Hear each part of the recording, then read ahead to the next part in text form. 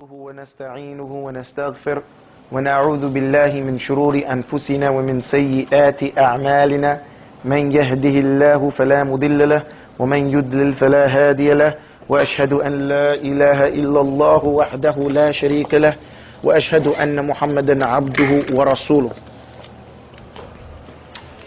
Today's lesson we're doing, alhamdulillah, we're still doing Arabic. We're doing Arabic. So this is lesson 16, right? And say الدرس 16. درس 16. Okay, now there's a few things that we can do here. What we want to make sure is that everybody is understanding what's going on, right? So, just to ask you guys a question. What is it that we're studying? What are we studying? This particular lesson here? Right. How is this lesson broken down? We're doing Arabic language. We're doing Arabic language. What do you mean by Arabic language? Science of Arabic. The what? The makeup of the Arabic language. The makeup of the Arabic language. So we have the Arabic language here, okay? Break up show me the breakup of the Arabic language. First we start off with the different types of words we have in Arabic. We start off with the different types of Arabic? No. What's the first thing we did? No, that's not how we do it. The first thing you have to do is define. You have to define the word Arabic. Okay, so we put down the linguistic meaning, right? Yes. And then we put down what? What do we put? The technical or the terminology. We call it the nomenclature. The proper term would be the nomenclature. So what is the linguistic meaning of the word Arabic or Araba? To make clear. To make something clear. That means to leave no doubt about a sentiment or a statement or emotion. What is the term, as a terminology, what is it? What does the word Araba mean? See, you have to, what's that? Laysa al-banati, la la. What does it mean? As a terminology, it is a language. It's a language that points to the people who are known as Arabs. Very simple. There's nothing complicated with that. That's what the word Araba in reference to. It's a reference to the people. We stated languages. We see, first we told Arab, then we say language. Languages are many, but they have the same objective. What's the objective with language? To express one's emotion. To express what you have as a need, to express yourself and be understood, right? Hey, no, أعطي هذا للأمي لو سمحت. واسقيهم لو سمحت. نعم اسقيه البنات ليس الأولاد. لا لا إلى أمي. So, it's to express your agrad. Now, why are we? Next thing we have to do is what? Why are we studying this? To learn the language. No, not just to learn the language. Okay, to learn the language, but why? Actually, we learned our Islam, To understand Quran. Okay, so we stop here and we say, okay, the language here as a terminology is that, I missed the point. We explain what has preserved the language. Exactly, the Quran. The Quran has preserved it, right? First and foremost. What next? The authentic hadith, right? And then what else? The poetry of the Arabs of the past. And that's it. These are the three. So then these become the three proofs. The three proofs in Arabic language. And we'll say poetry of Jahiliyyah for the most part. I believe you. Okay? Excuse me? I may be wrong, but you had mentioned educated writers. Right, the educated people amongst the Arabs. I said for the most part, the people of Jahiliyyah. Okay? For the most part.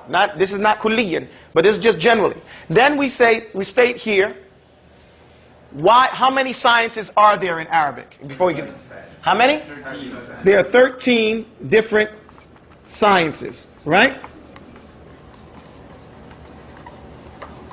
What are the most important two?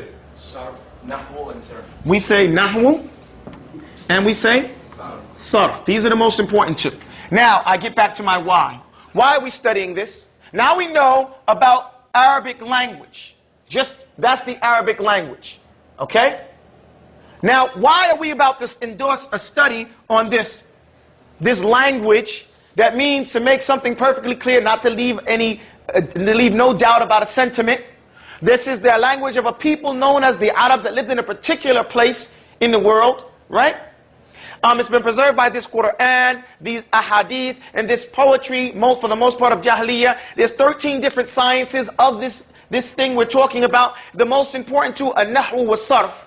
Even if we don't define these two at this stage, why are we doing this? Why is it important that we understand this language? Right, so now, because this first thing, this Quran, this second thing, these ahadith, those two things have a very important role in our life. What role is that? The role is, for sake of time, is that these are the two judges through which we negotiate the life. These are the tools, these two things, this Quran and those authentic hadith and those athar, those understanding of the Prophet's companions, radiyallahu anhum, these are the ones that we're going to be using to define how we should interact with this dunya. Right? So we can't base it on, because we're not going to just listen to anybody. We have to know. Right? So for that reason, the reason of being able to what? Understand what? The speech of Allah.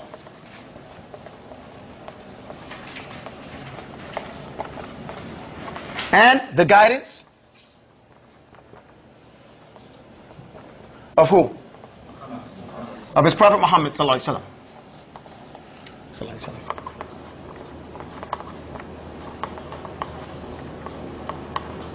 Okay? So, this is what we want to, this is why we're studying this. Okay, we're going through that. Somebody get the tissues and everything, because we're going to erase the board afterwards. Now, hey, you got the tissues, somebody? After saying this, now we go back to Nahwu wa Sarf. What does Nahwu mean? Somebody explain to me the word Nahwu. Grammar. Grammar. That's in a word. Linguistically, that's not the meaning. We don't do it this way. Remember, there's a minhaj. There's a methodology through study. To study. Okay. The methodology is first that we state what? Come on, people. What's the first thing we state? The linguistic. When dealing with a word, the first thing we deal with is the linguistic meaning. La bint ijlisi. Kuthum? Naam, inshallah. Now, we got some tissues over here. Ta'atini. Yeah, it should be. I don't know. Where are the other ones at? Downstairs? They're folk? Hey, da بنات انت تذهب فوق. اذهبي ميمونة. اذهبي فوق وتأتي كثيرا. بكثير. So, we don't go with the terminology first. The first definition we give is the linguistic. Okay? Because remember, we are Muslims. So as we study, we're not just studying the subject. We're not just studying the subject. We're also studying the minhaj, the methodology of studying. We're picking up little fruits here and there all throughout the whole course of study. And this usually, and the adab, we pick up the akhlaq. We learn from those different things that the teachers and the scholars keep as an important part, and we start to notice these things. Okay? These are the three things we're learning. Okay? Now, we're only using the subject to learn these other two types of things. Now, the first thing we have to understand is when we're defining a word, the first thing we do is the linguistic meaning. The second thing we do is as a terminology. Right? So what linguistically does Nahwu mean? It's the study of a word. No, I said linguistically, sir. Linguistically, what does Nahwu mean?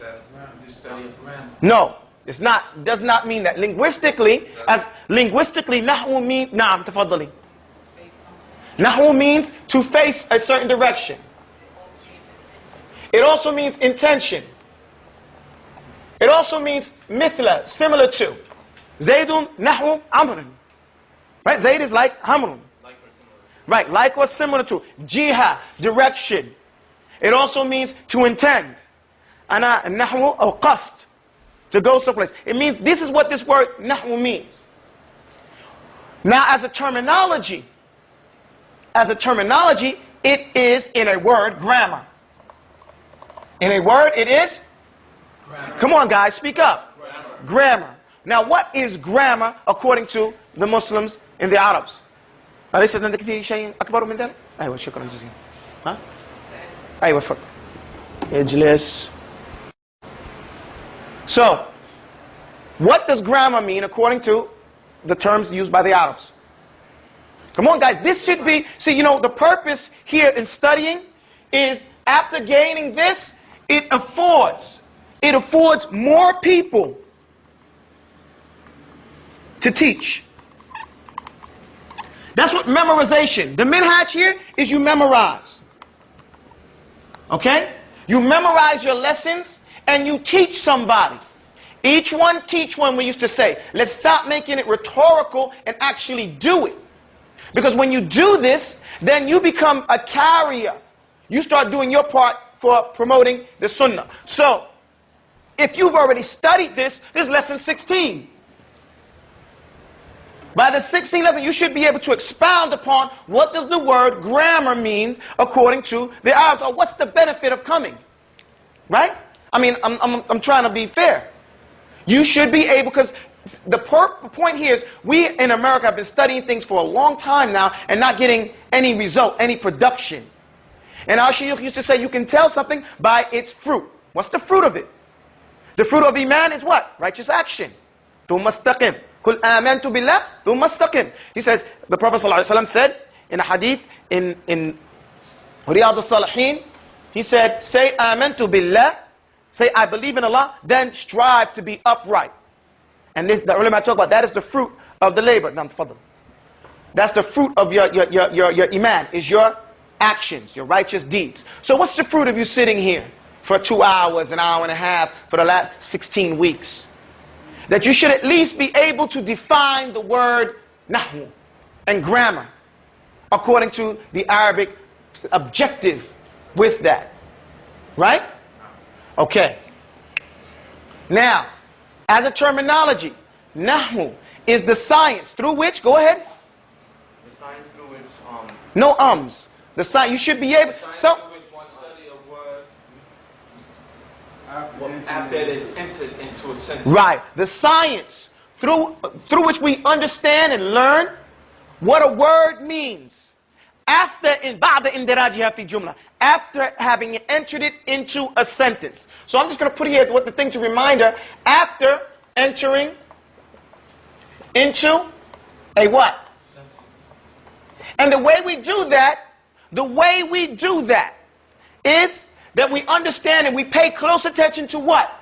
Awakhiri? No, not the shapes. Kalim. The endings. We pay close attention to the ends of the words. And that means, that poses a prerequisite. This imposes a prerequisite to the study of Nahwu. That being that you can read, first and foremost, and recognize where a word begins and where a word ends. So you have to at least be able to read. Do you understand that prerequisite? Yes. And if you can fulfill that prerequisite, you can understand and study this science. If you cannot, you don't need this class. This is above your head. Because this science cannot be learned through the wasatiyah of English. It can't be learned through the via of English. We are learning it, you think you're learning it in English, but we're using a lot of Arabic terminologies. Until the point, as we go further in the lesson, that you'll notice that there'll be very little English and more Arabic. Because this is what necessitates it. But we've done it in a way that the terminology has become easy for you. Right? This is what our objective is here. But without that prerequisite, then you need to stop. Go get you a lawh. Go get you one of these whiteboards at Home Depot. Cut it. You know, it only costs $10. You know, how it should cost $20 or $16. Cut it and start doing alif, alif, alif, alif, alif, ba, ba, ba, and keep writing, and then erase it and write it again until you can recognize the letters. And there's no disrespect in that. There's no disrespect in that. Because that's a technique, and we all go through that technique. Alif, fatha, a. Alif, kasra, e. Alif, dhamma, u. Until when you see this, automatically your mind says alif, fatha, a, and it just jumps and says a. but it's doing that work. And you sit there and go through it, and that takes ikhlasun niyyah. That takes a sincere motive. Yeah, no, motive is the word. So because nobody sees you doing that. But this is what you have to do. And then go to somebody who can speak Arabic well. I didn't say go to an Arab. I said go to somebody who can speak Arabic well. And always remember, this is not a hit on Arabs, but they speak as well good Arabic as we speak as good English. In New York, we say water, and it's not the proper way of saying the word. In Boston, they say ka. It's not proper, even though somebody might think we're talking good English. But that's not proper English. We eat the ends of our words, right? We say, instead of TH, we say D, the Bronx. Okay, so go to someone who can properly pronounce the letters and sit with that person and have them teach you A, E, U, Ba, B, Boo. Once you're finished with that, then you fulfill this prerequisite and you can follow the class where it goes here. Now, the next science we're talking about is called, can I erase this?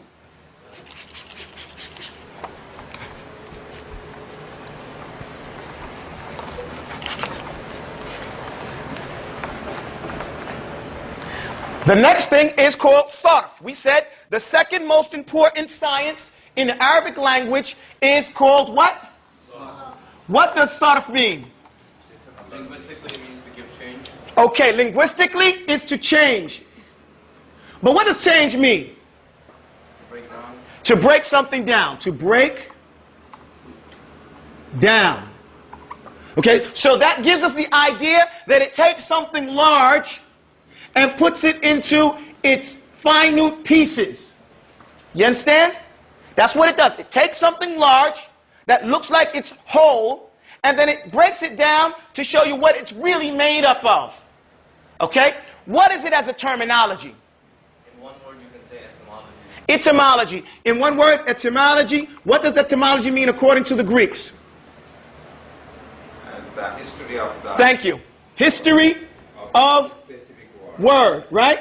That's basically what etymology is. Because Umar ibn Khattab, he used to hate that people use words that people can't understand. Right? So we use the word because it's fitting, but we express what that actual word means so that we can break it down to its very last compound. See how it sounds? I'm teasing again. Anyway, what does that mean, though, as a terminology? The study of a word before it's placed in a sentence. Before. So we're talking about the study of words. This is before being placed into a sentence. Now, how is that done? As we said, how is here. How is awakhir al-kalimi. We understand grammar by studying the last part of the word, right? How do we do sarf? How do we do sarf? What do we study? What are we looking at? What are we focusing on? The root letters. So we focus on the root letters. And the shape of a word. Okay? And so those are the things that we look for. This is important for you to know, because this is your science.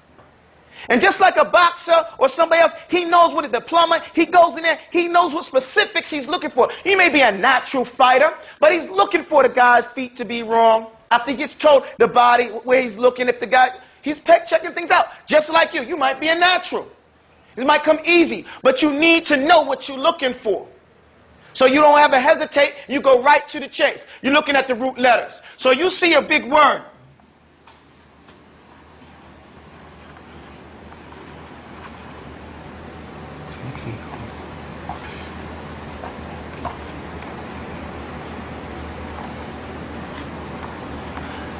فَسَيَكْفِيكَهُمْ. Now, where's the root? See, that's what is sarf. Now, you got to break this word down. And it's easy. This is, I think, the largest word in the Quran. And it's mudaf alayh. If we put right here, Allah, فَسَيَكْفِيكَهُمُ اللَّهُ. But you break this word down, and you come up with the root is right here. Kafa. Okay? That's it. The rest of this is added. The rest of this is ziyada. So then that makes us another place that we have to learn the letters of X, or we're going to call it ziyada, because we don't want to ziyada, say the letters of ziyada, because it doesn't translate the same. It's not the excess letters. Hal fi ziyada? Okay. It doesn't mean excess. What it means are the letters that are not aslan. The letters that are not aslan, foundational or root letters. We understand that? The other thing that we have to learn in studying sarf is what the fa, the ayn, and the lam mean of a word. The lam of a word. You with me? Does that make sense? These are foundational, prerequisite understandings that you have to follow when you're studying a word. This doesn't mean that other things you don't have to do. But these are the things you have to look for. So when I say, what is the, excuse me, Alti, can I erase this?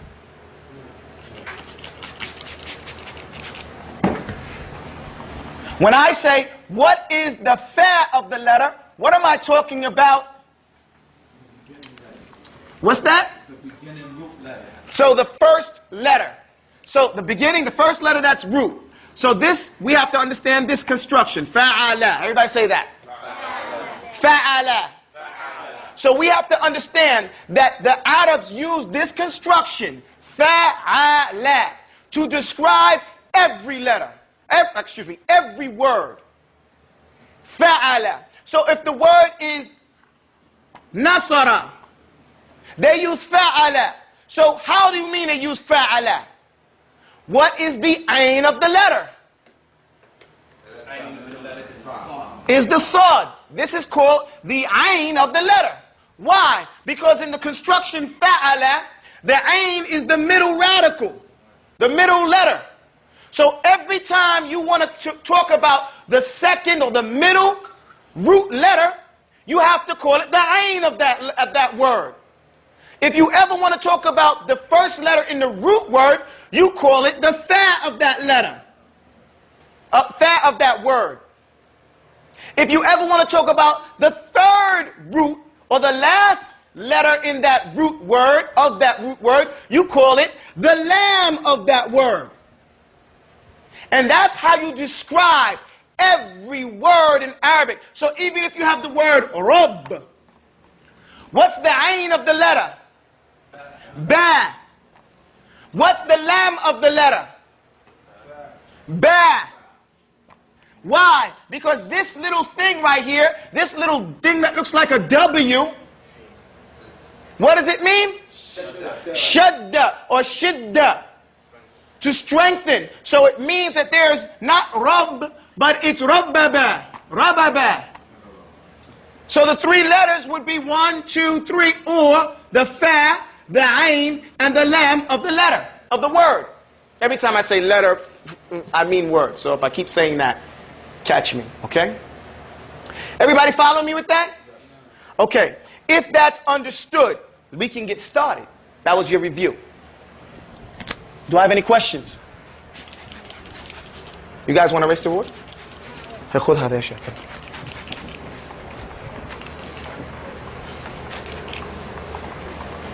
Somebody, what you guys want to do first? You want to do master letters or you want to do al-ajrumiyya? I can't hear you. Yes? Usually you take the letter. Master letters first. So I'll go master letters first. I'll keep with that sunnah. What did you say, young lady? What does it mean by the shape of the letters? Okay? Alhamdulillah. Sit down, boys. Ijilsu. Ijilsu. The question is, what do I mean by the shape of the word? Not the shape of the letters. Okay? I meant to say the shape of the word. Okay? Sorry? Okay, I'll explain. The shape of the word means that in Arabic there are 36 different types of words. Okay? It's a works of art. 36 different types. When I talk about types, I'm talking about shapes. I mean by here shapes. And each shape means something different. For example, when you have a word that is on the scale of fa'ula. Everybody say that. Fa'ula. Fa'ula. This is the shape of the word. What do I mean? It has a dhamma on the ain of the word. What does the word mean in Arabic? Kalima. So I don't have to use word anymore, right? Everybody knows that. So I can say ainul kalima. So on the ain of the kalima, it is a dhamma. Whenever a word is shaped with the ain of the kalima having a dhamma, then that word, this shape, means that this thing right here, is something dealing with character. Even if you don't know what the word means, it's dealing with character. It's something that is permanent and doesn't change so quickly or at all. You understand that? It means that in the mudari', because we went over this before, we said there are three, at least at this beginning stage, three types of verbs, or fi'lun, right? Af'al, if you want to say. Seven different types of verbs, action words. There is a order, right, which is called an amr, immediate, deals with the immediate time. There is a past tense, a maldi, okay, fi'l maldi, and we have what was called the mudari', which means literally just like the asma, but it implies the present tense going into the future words. So when we mention mudari', we're mentioning something that's in the present tense going in the future. Whenever it's fa'ula, it has to be what? Yaf'ulu. It has to be fa'ula yaf'ulu. Say that. And this is the objective with studying this is sunul lisan, is making your tongue really good from making mistakes. Whenever you see a word that's fa'ula, it has to be yaf'ulu. وَلَمْ يَأْتِ عَلَى غَيْرِ ذَلِكَ قَطْ. And it don't come like that in any other way. It can never be fa'ula yaf'alu. Never, ever, ever. This is an Arabic principle. And the word is always going to tadullu. It's always going to point to and mean something dealing with character. Like karuma, wa sharufa, wa dharufa. These words come in those type of meanings. That's what I mean by the shape. And that's one. So now we're down to 35. And we'll go over each one. Then you have a word that comes on the scale of fa'ila. Fa'ila. Okay? Fa'ila. With the ain of the kalima has a kasra. And this word always comes for the... Now, there's two things we learn here. Again, we learn the minhaj. Now I'm back on the minhaj side, right? On the minhaj side, we're learning a principle here, because there's certain things we're learning. Minhaj of darasa, the way, the style of learn, is that... I forgot my point. Astaghfirullahil Azim. Okay. I forgot what my point was, what I was going to say about minhaj. But the point here is with fa'ila, whenever the ain of the kalima comes with a kasra, now this word is going to be, oh, yeah, I remember my point when I get ready to write, subhanAllah, is that when we learn a rule, we learn the rule first. Rules first. Say that. Rules first. Memorize the rule. State this is the rule. Affirm with conviction this is the rule. And then after you have established that the rule is in your head, then we memorize. What do we memorize next? The exception to the rule. You understand that? That's our way. We learn the rule. We don't argue about, well, I heard it like this, I heard it like that, blah, blah, blah. That's later.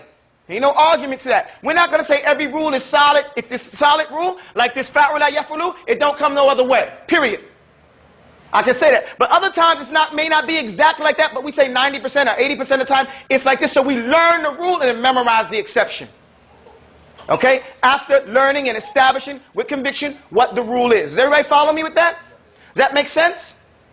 Okay. So for fa'ila, say fa'ila. The rule is that it's I'm putting this down up here. Yaf'alu. Fa'ila yaf'alu. What is it? Fa'ila yaf'alu. That's the rule. You see, this is sarf. This is talking about the shape of the word, and we're talking about what we know from that word. And this means that this fa'ila, every word that comes on the scale of fa'ila, is something that goes and comes. What does that mean? Goes and comes. It's not permanent. It's different. It's not permanent. And it may trick you. Because if it's not permanent, it's not dealing with character, then it's dealing with emotions. It's dealing with feelings. So we have the word like ghadiba. Well, atisha. Ghadiba, I'm angry. Atisha, I'm thirsty. Hazina, I'm sad. Fariha, I'm happy. It goes and it comes. That's what I know about every time I think of a word that's on the scale of fa'ila.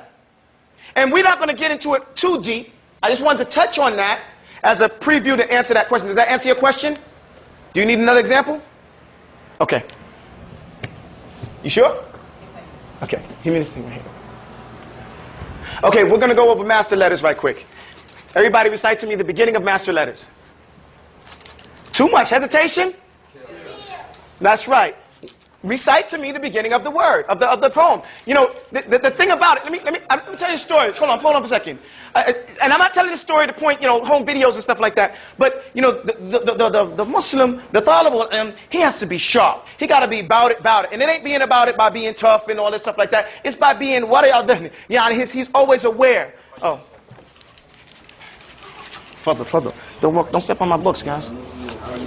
المسلم كيس فتن متحرك ليس متقوقعا بليد الذهن كسلان البدن. We're going to go over this till it becomes second nature. The Muslim, he ain't lazy-bodied, dull-witted, and none of this stuff like that. He's ready to get on to it, you know? And that's what you have to be ready to do. So, and that's only through paying close attention and being ready. Attention to what? Details. Paying attention to those details. Like those things that under those words. So, unless you want, and see, and the thing about here being in America, the difference is, again, we're talking about minhaj in a lesson. When you go overseas, if you're in the real lessons with the different scholars, sit down. If you play games, you waste your time, they kick you out their house. Period, go. They got no time to waste. But here in America, you know, I'm coming, you know, to the masjid to give the classes, and if you kicked anybody out, they never come back. You wouldn't have nobody in the classroom because people don't take it serious at all. You know, so we have to say if we're going to make it different from that, then we have to be different from that. Right? Okay, so recite the beginning part of master letters. What's Basmillah, Alhamdulillah? Blessings on the Prophet. I have my say with you today upon my orthographics. Descriptions of their numerals, points of articulation, as each one comes and as it does. It has its own sensation. Okay, so this was the beginning of that. What does that mean? What did that come from? What's being told in that beginning part? Because remember, these poems are put here so you can memorize, but there are points to the poem, right? As somebody who is, you know, adlun dabitun. This is what you want to become at the end. You want to become adlun dabitun. And the adlun is a just person. Dabit, he is precise. In his hifdhihi wa naqlihi, meaning he's good at preserving what he has learned. Listen to the point. While you get tested and you get, you know, zajr, you get censored. Because at the end of your whole lesson career, your career as a talib al-ilm, someone's going to say, he is not dabit. He ain't got precision in memorizing, preserving, and passing on what he learned. So you can't go to him for nothing. You can't take anything from him because he is like a swamp. Why? Because the knowledge has been described as 3 types of waters. The worst of them is the swamp. You can't make wudu out of it, you can't drink out of it, and it don't benefit nothing. So you want to be like the pure rain that comes down and everybody can drink from it and it irrigates the land. So this is how do you do that? You become very critical. You become very sharp in your preserving, memorizing, and passing it on. If you can't pass it on to me, how can you pass it on to somebody who don't know no better? Right? Somebody sees you and say, yo, look, man, you've been studying Arabic. That's right, I've been studying Arabic. Ask me away. They ask you, what does the word Arab mean? You know, it means, you know, Arabic is the language, you know. And you start making stuff up if you get embarrassed, you know. So don't do that. Preserve it. Now, What are we learning from this poem? It says, wa basmillah and alhamdulillah. What does that mean? What's the first thing we learned? We said the Arabs love what? Abbreviation. The Arabs love abbreviation. They love abbreviation. So the basmillah and alhamdulillah, these are kinayatan or abbreviations or kunyas of what? Bismillahir Rahmanir Rahim, walhamdulillahi Rabbil Alamin. So we learn again the minhaj of darasa, the style of studying is that we start off with the basmillah wa salamu alaykum wa rahmatullahi wa barakatuh. Right? We start off with the basmillah and the alhamdulillah, and then we send what? We send blessings on the Prophet. Right? So, I have my way with you today concerning orthographics. What is orthographics? Big word for alphabet. Right, it's a big word for alphabet. But what does it mean? We say ortho And then graphic. and then graphic. From the mouth. So ortho is from the mouth, right? Sound from the mouth. And graphic is a picture. Picture, visual. So it's a visual of what you pronounce, the sounds that you make out your mouth, right? So that what we would call the alphabet, right? This is where we're coming out. So then this word we said is atful bayan, what comes after it. What comes after it is like you say, today I'm going to have my say with you concerning orthographics. Now I said orthographics, right? But that's like, and then after it says descriptions of. It says descriptions of orthographics. Their numerals, the numerals concerning the orthographics, the points of articulation. So it says points of articulation. What are the 2 points of articulation? The first one deals with the makhraj, right? And the other one deals with the tajweed rule, right? So you guys got to know that. This, when it says points of articulation, how you articulate or enunciate or pronounce that letter by itself, that's we call it the makhraj, and when it is mixed up. Just the same thing like nahwu wa sarf. Infiradihi wa ba'da fi jumla or kalima. By itself and when it's in a word. Surrounded by other words. And we can use the example of alif wal lam, which everybody knows. You say al-alamin, right? Al-amin, I shouldn't say al-alamin. Al-amin, and then we say ar-rahman. We don't say al-rahman. So the changes, the articulation changes based on the words in the sentence. And that's what we're going to learn. So descriptions of their numerals and descriptions here is how to write it, right? And how to what? Pronounce it. Okay? So these are the things that we're looking for when we listen to this poem. And that's why the introduction is there, to introduce you, to say to you what your learning objectives are supposed to be, to give you direction throughout the whole, and so then you can think about this poem when you listen to the next poem. And say, based on what I'm supposed to be looking for, can I find it? And some things will jump out to you, and some things may not be so clear to you.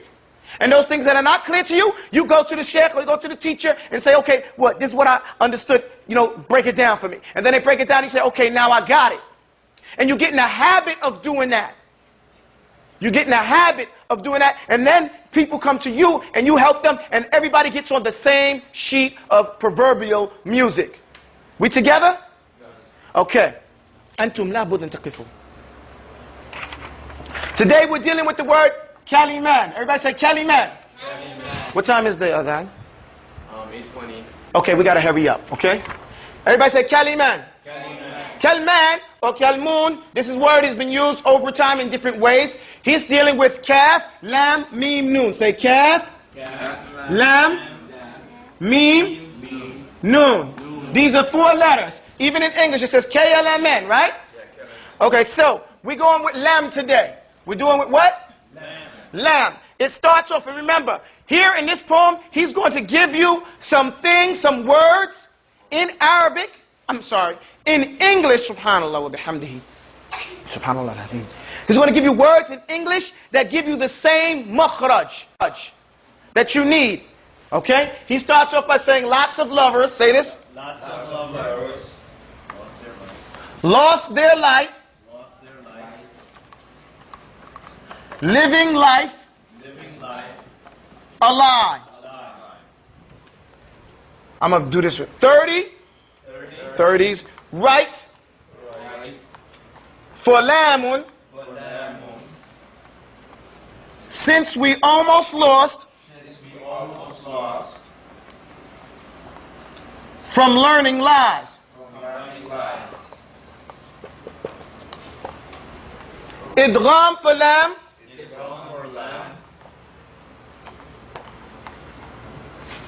Completely. Without any compromise. For gunna, to improperly take us by surprise.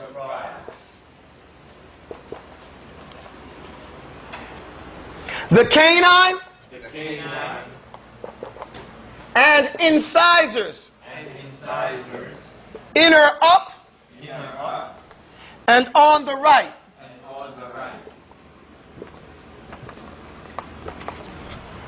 The edge is where lamb hides, and on the gums. Very light. Tawassatun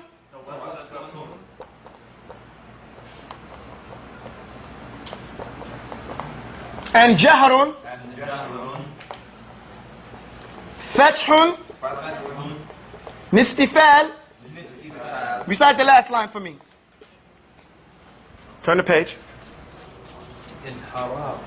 Inhiraf. Inhiraf for lamun. And dalakun.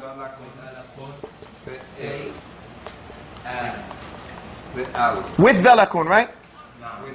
With dalakun, say al. Al. Okay, let's go through this really easy, okay? So we can get to the ajrumiyah, inshallah. It says here, lots of lovers lost their light, living life a lie. 30's right for lamun, since we almost lost from learning line. The first line, almost every word in it starts with lam.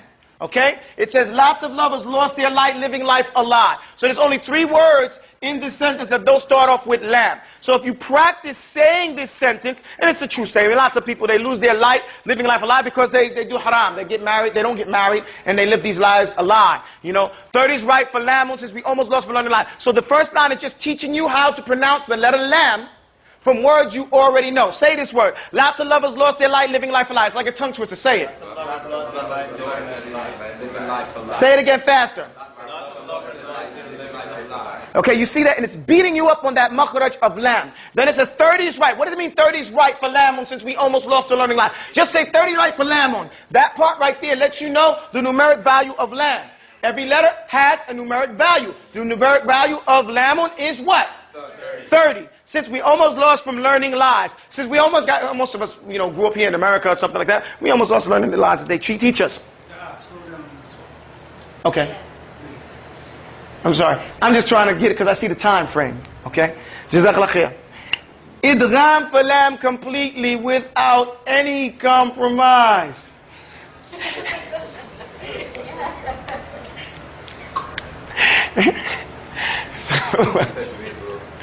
Idgham here is the tajweed rule, okay? Idgham. But what does it say? It's talking about there's 2 types of idgham. You may not know that at this time, but you will realize it because he said idgham for lam completely. This is a hint right here. You're talking about Walaikum salam wa rahmatullah. You're talking about complete idgham. Idgham dakhala shay fi shay. So you lose the whole lam. For gunna to improperly take us by surprise. You don't have no gunna with the lam when you have idgham. It's totally, so it tells you that gunna is improper in this type of idgham. And you learn tajweed, you'll go over this and say, oh, I know that. Okay, that's what that means more. Here, I can only point to it. Because our lesson doesn't focus on what? Tajweed. It just gives you a point in a direction. And when you get to, see, it's stair-stepped. Again, we talk about minhaj. Now, the lessons are stair-stepped. Okay? First you learn the language somewhat, then you go to tajweed, and then you go up and go up, go up. So after this you go to tajweed, it'll be real easy for you. It'll be real easy for you to get the rule about idgham, for lam, completely, without any compromise. For gunna to improperly take us by surprise. The canine and incisors. This is important right here. This is telling you how to pronounce this word. The canine, these canines are in the back, and incisors. These are the cutting teeth, the grinders and the ones that cut. Inner up. That means on the inner side and up. Inner up and on the what? Right. So you know your tongue is supposed to go. The edge is where lam hides. Lam is not pronounced on the tip of the tongue like people think. Lam is pronounced on the edge of the tongue. When it goes up, inner up, it hides on the gums. Very light. So it's telling you right now where the canine and incisors are, right on the gums, but it has khafifan. You touch it lightly. So say L. L. And you practice it. Don't turn your face up. But you can do that until you get comfortable with it and don't let tukallif nafsik. So you just go L. So that's how you pronounce lam. Then it says tawassatun, means that it is balanced, it's medial, okay? And jaharun, so because it doesn't have shidda. See, shidda would be like ib, bad. But see, you don't say ill, you say il. And that's what that tawassat is right there. It's gentle, okay? Jaharun, it's loud. Fathun, your tongue, you have to open up your mouth. Say ah. Now say la.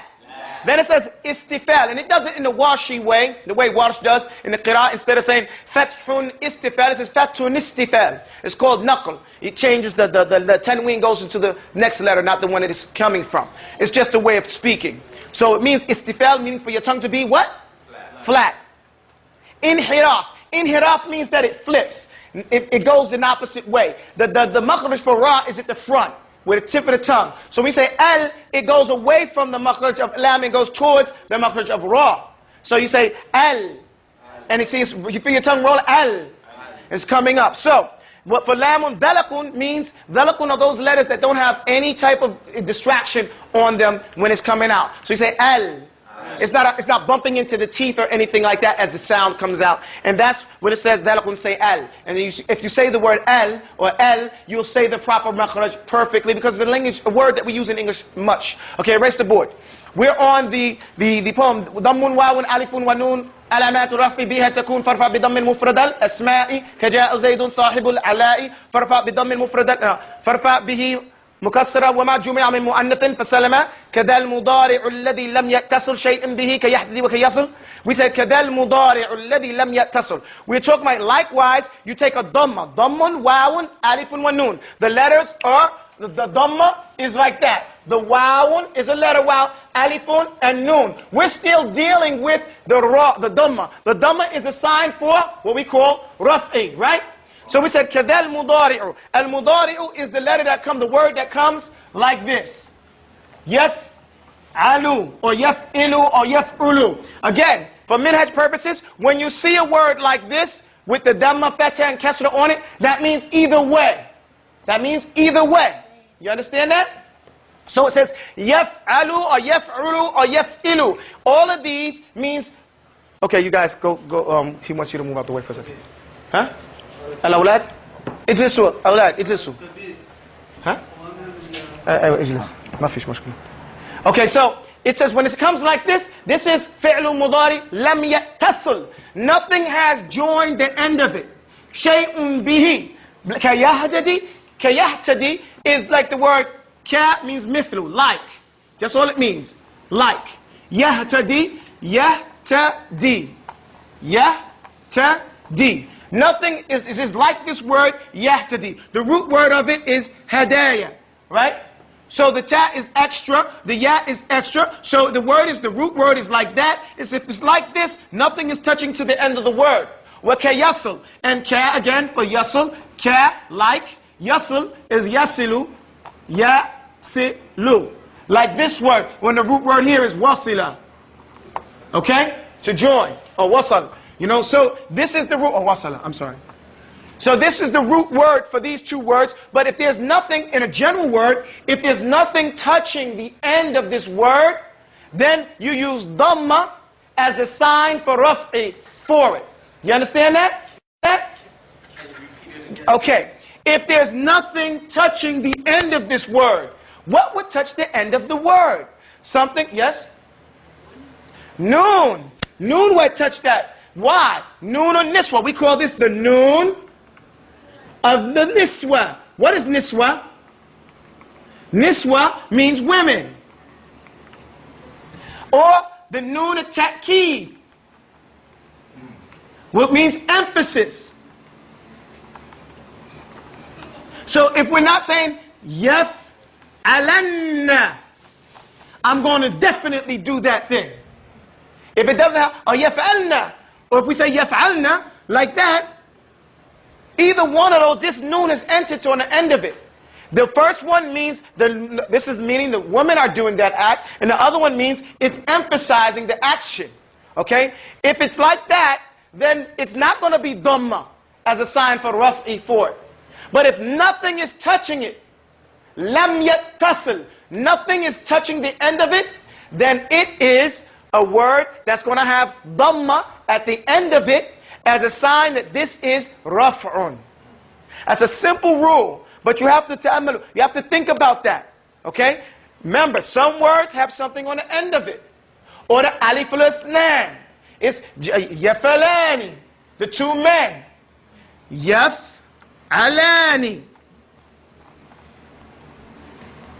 So now you have alif of ithnan, meaning the alif that means two people are doing it. Right? So when you have that, you can't have dhamma as a sign for raf'i on it. So that being the case, only the reason why he said this, and the reason is that there's nothing to be touching on this. That's the point. I said the reason. The point is there should be nothing touching the end of this word for it to have a dhamma at the end of it to point to that it is a sign of raf'i. Does that make sense? That's just explaining the line. كَذَا الْمُضَارِعُ الَّذِي لَمْ يَتَّصِلْ. Likewise, the mudari. Because remember, it started off by saying, ضَمٌ فَرْفَعْ بِضَمٍ. Make a dhamma, a sign of rafi, fi mufrad al-asma, to the singular ism. Like Zayd. What do you say? Zaydun. Right? كَجَاءَ زَيْدٌ صَاحِبُ الْعَلَاءِ وَارْفَعْ بِهِ mukassira. And then you have a plural that is broken, a broken plural, like babun or abwab, because any change in the word makes it a broken plural. Okay, nothing for al-ard. Then it says